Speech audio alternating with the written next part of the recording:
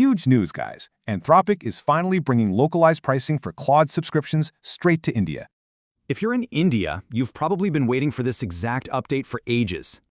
Say goodbye to annoying US dollar conversion fees. We're finally getting seamless, tax-inclusive rupee pricing. So what's the damage? The Claude Pro tier is now a flat 2,000 rupees monthly. Need some serious computing power? The Premium Max tier will run you $11,999. Building a team? That collaborative tier sits at $23.99 per seat every single month. The best part? These include local taxes. Just keep in mind, Pro and Max bill annually. Why focus here? Because India drives nearly 6% of global usage, making it their second biggest market. That explains their huge moves, like opening a Bengaluru office and striking deals with Infosys and TCS. Hiring former Microsoft executive Irina Ghosh to run things shows they mean serious business here.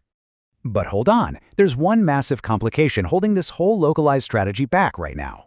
You literally can't use UPI yet. You're still stuck using credit cards or App Store billing. This is a huge contrast to OpenAI, who fixed this payment hurdle for ChatGPT last August. So will local prices actually drive subscriptions if everyday local payment methods are still missing entirely?